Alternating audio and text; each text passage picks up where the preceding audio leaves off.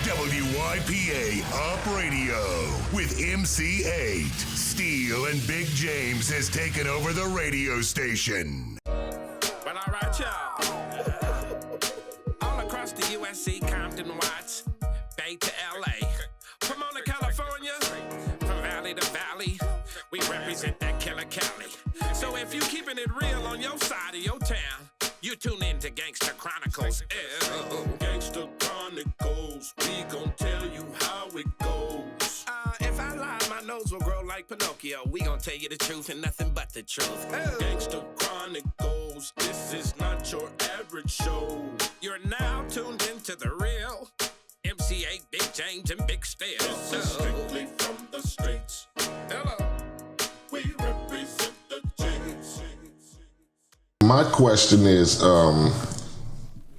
what was the transition that you went, like you said, you was part of the Colombo family, then you went to the Gambino family.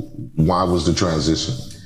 The transition is they started using me more and more. The boss of this crew, Captain Carmine Persico, said it for me all the time.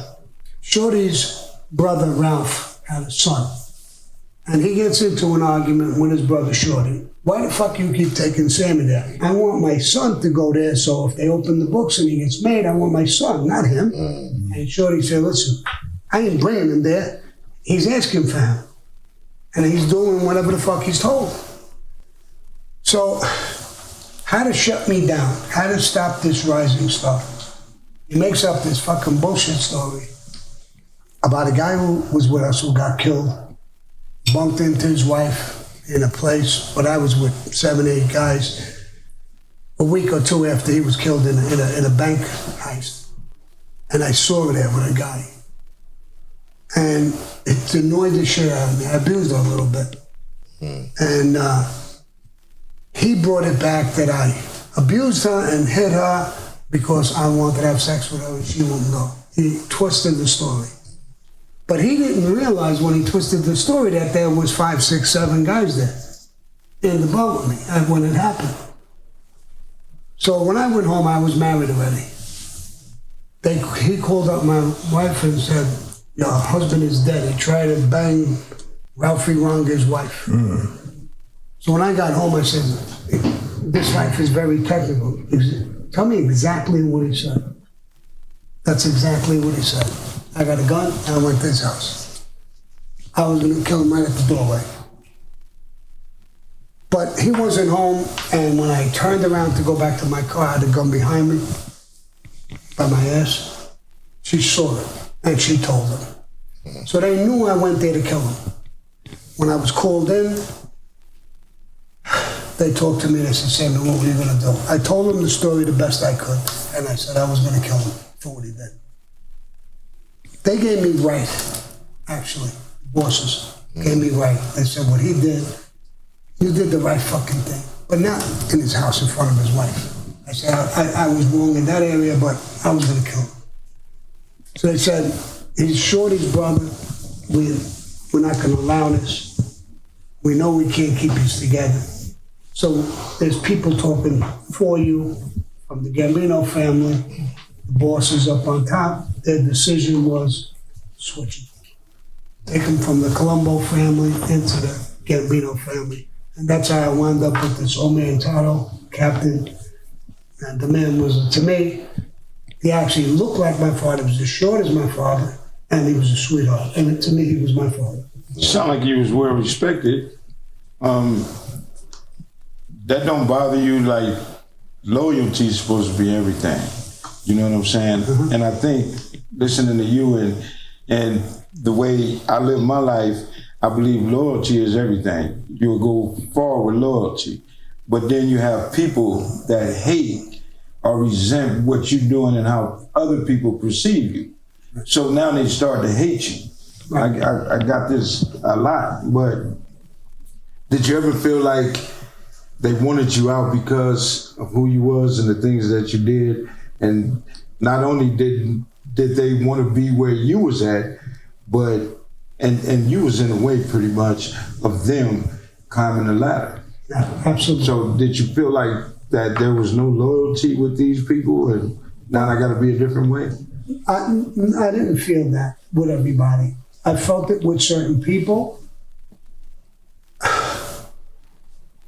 When you betray me, I'll betray you. I'll fucking kill you. I will do anything to come at you. But if you show me loyalty, and there was a lot of loyal, I don't want to put people down, there was a ton of loyal people, and I always showed respect and loyalty. Right. Everything I've done in my life, that's how I've gotten respect. When I started doing this social media stuff, when I got out of prison 4 years ago, I said everybody's gonna break my ass, bro. Fucking remarks and bullshit. That happens a little bit. Right. Everybody in their mother. I got a 99.2% positive rating, one. And people from New York, I won't mention names because I don't want to put people in trouble. Right. Get in touch with me. Italian guys, Mafia guys, who are still Mafia guys, black guys, Hispanic guys, guys that did time in prison. I mean, so I feel there's people getting in touch with me who I was friends with 40, 50 years ago. How bad of a guy could you have been if guys 40 years ago calling you up? Now they know the whole story. And hey, Sammy, how you feeling? How you doing? I'm watching your videos. I'm watching your stuff.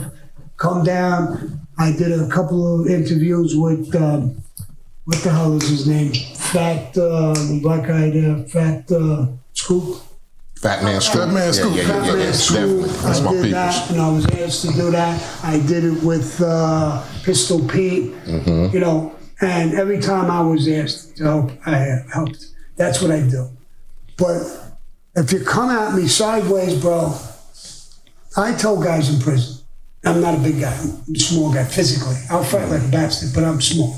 But I told guys in prison when I got into big arguments with a guy real big, I'm telling you, bro, kill me, motherfucker. Because I'm telling you what I'll do. I'm not taking this fucking beat. I'll come back. Tonight, when you're sleeping, I'll stick a fucking shank in your fucking throat. I'll guarantee you.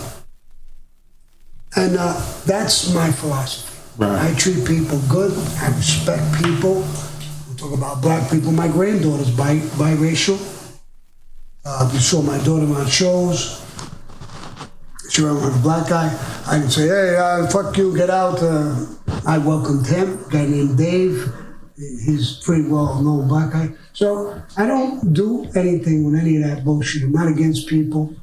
I tell people, you know, a lot of people say, well, start talking to kids. I'm not going to tell kids. I'm not going to tell them what to do. Here's what I'm going to tell them, bro. You want to make money? You want to go steal? You want to do some drugs? Bro, here's what I did. I did 22 years in fucking prisons. I was shot twice, 2 different fucking times. So you're going to wind up dead or in prison. So enjoy yourself. Do what the fuck you want.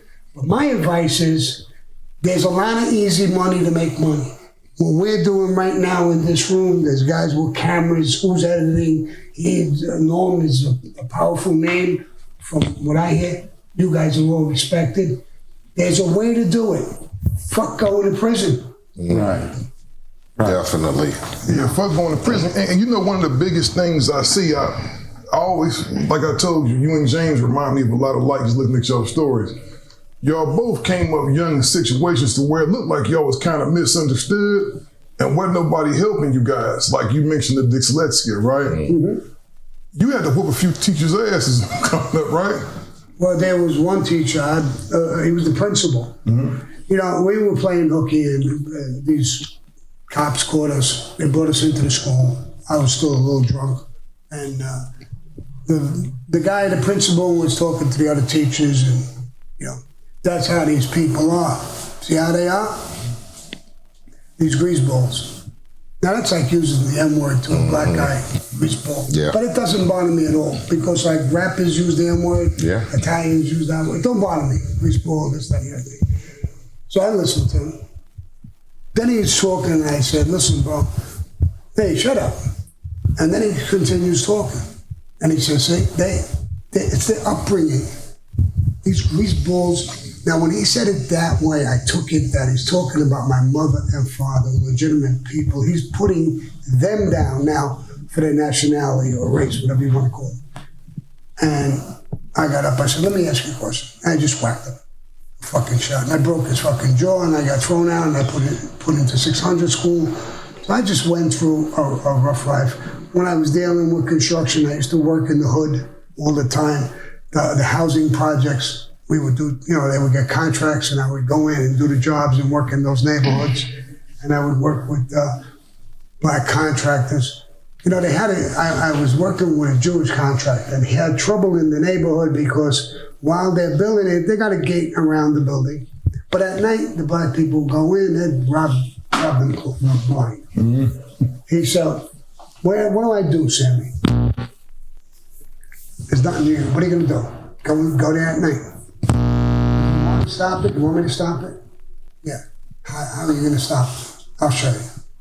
I went there, it was a black guy. I can't think of his name, Bull, a weird name. And I grabbed him, I said, bro, you the guy, you the man in the neighborhood, right? Yeah, who are you? My name is Sammy the Bull. What you're doing is crazy, bro. This is your neighborhood. I'll let this contractor pay you for security, legitimately. Put your friends around, let the neighborhood know this is your job. Hire some of them, and I'll get you the contract. You'll do that? Yeah. But I'm not doing it just for you. That's going to make me strong with the contract. I'm going to be honest with you. If I could stop you, and I could help him with unions, and now I could help him with this minority groups in these neighborhoods, that's making me stronger. But you got guys who know how to paint, right? Yeah, of course. Then I get you security and painting contracts. Open up a business and I'll help you. So I went back and I talked to the guy. He says, we got somebody who has guard dogs. Good. Try that first. I'm gonna tell you what's gonna happen. They're gonna beat up the guard, they're gonna eat the dog, and they're gonna rob your fucking job blind. So you could do it my way, or you could do it your way. Exactly. How much is this gonna cost me? It's gonna cost whatever the fuck a normal contract is for security, a normal contract for painting, they could do those things. I stand behind it. They'll do it. And nobody will touch your job no more. I want a little extra for that guy. All right, Sammy. I could put it on your contract and you paid him? Yeah. And I don't know how many jobs I worked with him. If a job was in a spot and I was having problems, even the union pressure couldn't get this guy to budge, I would get in touch with him. Do me a favor, get a busload of those guys with the bandanas and the knives and go down to the job and create a problem. And we worked making money that way. Right. There's all kinds of ways to make money legitimate. Shooting each other, killing each other. I look at this thing in Chicago, it nauseates me. Killing over there. I think of Marvin Gaye singing, brother, too much of us. I mean, you're killing each other, bro. Finally get